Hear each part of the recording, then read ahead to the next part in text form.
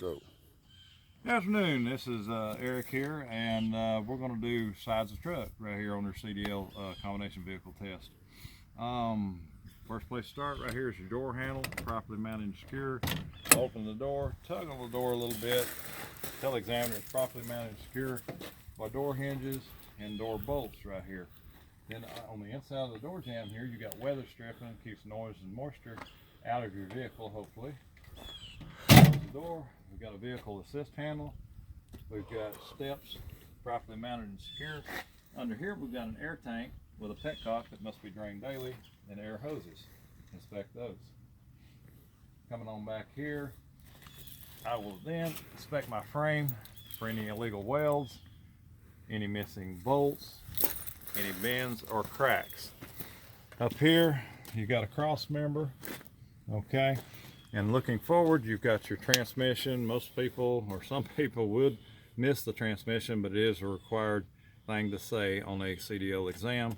It's properly mounted and secure by a cross member under it and by bolts going to the bell housing. Sticking out of the rear of the transmission will be your drive shaft and your universal joints, so they're properly greased. Inspect the drive shaft for any cracks. Got another universal joint over here. I can see the inside of the frame rail, and an air dryer, properly mounted and secure, no cracks in the frame. Over here is your air brake air tanks right here, and air lines, properly mounted and secure. I hear no air loss. Here's an air manifold, which has several air lines connected to them. And looking down, I can see my first rear end here is properly mounted and secure by U-bolts. I believe you can see them in the camera here. And U-bolt nuts right here, and leaf springs. The leaf springs, you're going to check and make sure they're vertically stacked. They have leaf spring clamps on each end right there, and there are none of them that are missing, bent, broken, or cracked. Now, I believe you can see the brake pod. I'm going to start at the brake pod. It's properly mounted and secure, and it has a brake pod clamp. It has a brake pod push rod, a clevis pin, and a Carter key. Okay, from there, you're going to describe the slack adjuster. The slack adjuster. And we were at the slack adjuster, and to check the slack adjuster to make sure it's in proper adjustment, you would have your vehicle chalked and release your truck brakes. You should not be able to pull out more than 1 inch of free play on that slack adjuster to make sure that it's in proper adjustment. Okay, moving on from the slack adjuster, you've got your wheel assembly right here. You need to check your brake drums for any kind of cracks. This is a closed brake drum assembly. I have little inspection ports that I can check my brake shoes to make sure they at least have 1/4 inch of material on them to be legal to operate. Again, checking the brake drum, you want to make sure there's no oil in the brake drum, no cracks. All right, move on to your inner rim. Check that for bends, breaks, or cracks. Move on up here to your tire. Check your tire for any bulges that would indicate a slipped radial belt. Check across the top surface of that tire to make sure you at least have 2/32 of tread wear to be legal. Also check the outer sidewall of your tire for bulges, and check the air pressure in the tire. Now, if you don't know the air pressure in the tire, it's written on it. I believe the recommended pressure for the 22R tire here on this truck will be 120 psi. Also, between the two tires, you'll notice there's a space. There's these wheels are bud spaced, and they're bud spaced rims. So you make sure that there's the proper amount of space. Moving on to your inner sidewall on your outer tire, again, check it for bulges. Check your inner rim. Moving on across the top of the tire, make sure you got 2/32 tread wear. I started to say 4. And check your outer, I'm just about to laugh. On your outer tire, you've got a sidewall, you need to check it for bulges. Of course, the tire pressure is also written on it.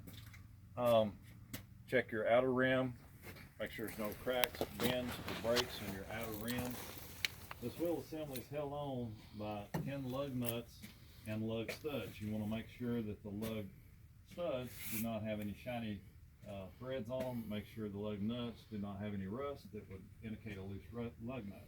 Now on both your wheel and tire assemblies up here, you do have valve stems and valve stem caps. You need to tell the examiner you hear no air loss, and you need to also tell her how to check the air pressure. Remove the cap, put an air pressure gauge on it, check it, reinstall the cap, add air if needed.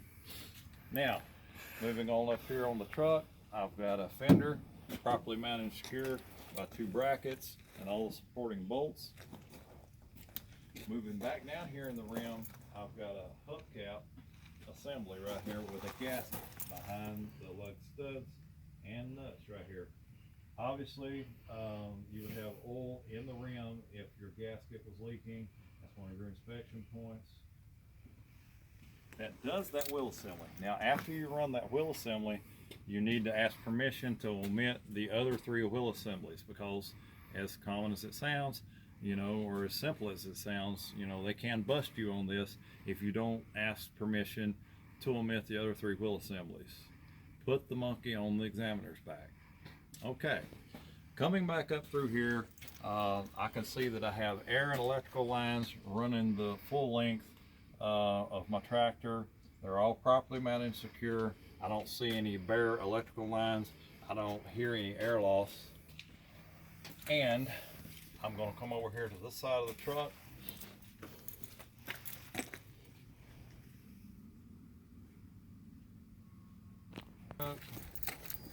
The first thing I'd like to point out is everything that's different on this side here. In the front of my fuel tank, I've got a fuel line properly mounted and secure. I smell no fuel loss and I see no fuel loss on the ground. It's properly mounted and secure. The fuel tank is properly mounted and secure by fuel tank straps and rubber bumpers underneath. I have a fuel cap properly mounted and secure. There's a rubber gasket in there. There's no fuel loss. Also have steps here. They're properly mounted and secure as I tugged on them. I can see part of my vehicle's exhaust. I'm looking for rust or any kind of cracks or holes. We don't want any kind of breaks in this exhaust, as it could probably possibly get carbon monoxide in the cab and poison the driver. Also, I have a heat shield on the muffler, vehicle's muffler right here, properly mounted and secure by these bolts in several different places to keep people from walking up and burning themselves accidentally. Okay, the muffler is properly mounted and secure by this bracket right here and the supporting brace bars. All right, now I'm going to take a few seconds to make sure that I didn't miss anything in describing both sides of the truck. Right away, I didn't tell you about this mirror right here. It's properly mounted and secure. Up front, I have a turn signal, properly mounted and secure, but I failed to mention there's no moisture in this turn signal that could cause the bulb to short out. The headlight's clean, properly mounted and secure. Just taking a second to review what I've just told you. I got the wheel assemblies, I got the drive shaft, the transmission, the frame, all the lines. At this point, just take a few seconds to go over what you've told the examiner, and believe me, if you have forgotten anything, when you go back and review, you will remember it. All right, that's about all for both sides of the truck.